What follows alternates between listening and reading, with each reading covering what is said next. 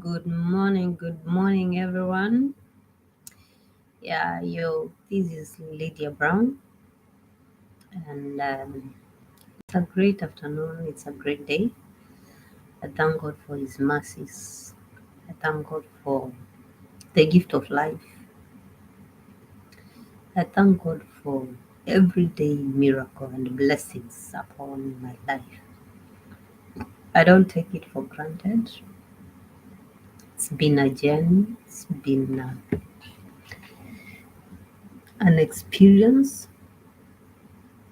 and today I'm here to talk about these jobs that we get here in Gulf and Gulf life, and what you need to do, what you ought to be careful about, and achieving your goals and dreams. Yeah. Mm. There's a tendency of coming to Gulf and being taken by the wave.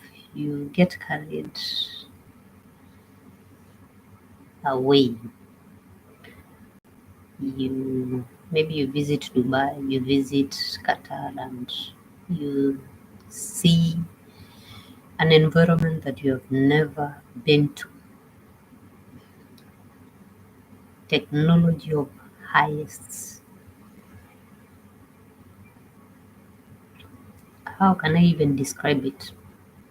The infrastructures, the buildings, and the businesses, and how people are busy looking for money and making their money. How companies are recruiting and running their businesses. How guys are busy working and hustling. Especially Qatar is a hustling nation and also a, tr- a training, a learning nation. That is how I can say, because almost in all the companies you will find that in the middle of your task and duties, the managers will be calling you to go for training sessions, briefing sessions about the kind of jobs that you people are performing in the locations. And especially those who are working in the airport, in the hospital sector, hotel, hospitality sector, you cannot escape the training part, because every day the client is in need of that extra service that will still keep them coming back to the business, coming back to buy your product and services that you offer as a company. In short, you need to think outside the box as a company and know where you're heading to, know your customers, know the services that you offer, know the staff that you're hiring. Are they knowledgeable? Or you're just hiring people with no wisdom and knowledge and intelligence of handling the kind of task that you're giving them? And so you find that most of the time you go through a lot of training. They are overwhelming. Almost every day after you're done with your job, there's a briefing, there's a training. In the morning, there's also a briefing and a training in between. After lunch, there's a briefing and a training. And so you get used to that kind of life. And if you're not a learning person, you will find that you will feel like as if they are wasting you, they are torturing you. But now, for the open minded people, you realize it's an opportunity at the same time. It's either you learn this skill and become better and smart than before, or you become ignorant and incompetent at the same time. And that's now the advantage of working in a country like Qatar and Dubai. And I would urge, if I'm a Kenyan by birth, by nationality, and most of our ladies that are going to work in the houses, housekeeping in the house sector or in the family sector, it's a good job, yes, but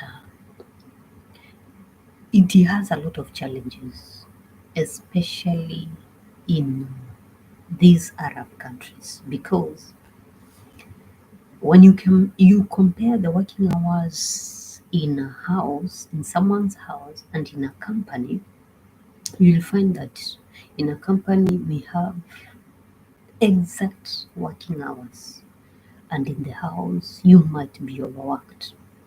You can work even over 18 hours non-stop, and that the owner of that house wants to see you working 24/7. The Arabs are like, they want to see their money working for them. They don't want to see you idling around in their house and doing nothing and enjoying that Wi-Fi that they have connected you to. And so on the other side, in the company sector, you might be working either for 8 hours, 12 hours, and then we have overtime if that come with also payments. We have also holidays that you also paid for. In the company sector, we have companies that provide for housing, food, and transport, health allowances,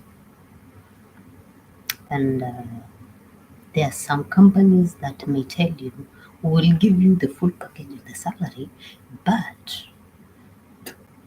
exclusive of house allowance, transportation, and food allowance. You'll be the one budgeting for yourself, depending on the salary that they're giving you. And according to the experience I've had so far, sometimes I think when you weigh these two options, either to be hosted in a company's accommodation or to host yourself outside of the company's accommodation, sometimes you might find it's expensive, way much expensive, because it depends on the location that you have chosen to stay, to rent a bed space, and maybe start life from there. Food can be affordable, but even the transport means that you're gonna use. Here in Qatar, we have the metro train, we have the metro buses, we have those free buses that can transport you from one location to another, and you find that these buses are not able to reach to some destinations that you're heading, and then you'll be forced now. Also, the metro train may also not reach to the destination that you're headed to, and then you'll be forced now to use either the Uber drive. Uber drive in Qatar will drain your pockets. Yeah, and that's why most of the time you'll find that if you're not sensitive enough and you're not watching out how you're spending your money, all your money will be going to transportation allowance, food allowance. You need shopping by the end of the day. You need to wear your clothes, change shoes, and smell good, look good in your hair. And these are some of the challenges that we go through when we are working in these Gulf countries. But I thank God that some companies try to pay not too much money but little money. It depends with the work that you're doing. You can come as a cleaner, you can come as a security guard, you can come as a waitress, you can come as a, what now? Those guys, customer service, yes. You can come as a supermarket or mall attendant or shop attendant. It depends with the kind of a job that you're doing.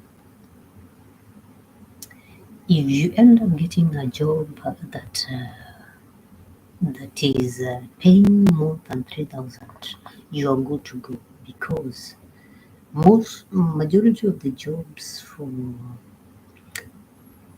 those that have come maybe through an agent, majority come here as cleaners, they come here as security guards, they come here as waitresses and waiters, baristas, chefs.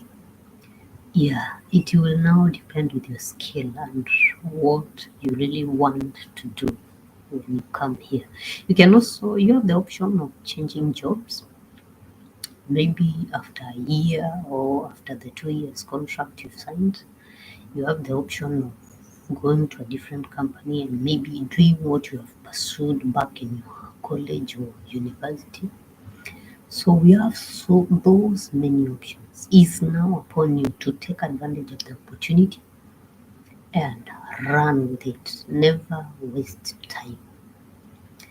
Still, if it's not possible to get a job here, you can still go back to your country, switch job with the agent, get a better paying job. We have agents selling jobs at a fee of 150,000 commission.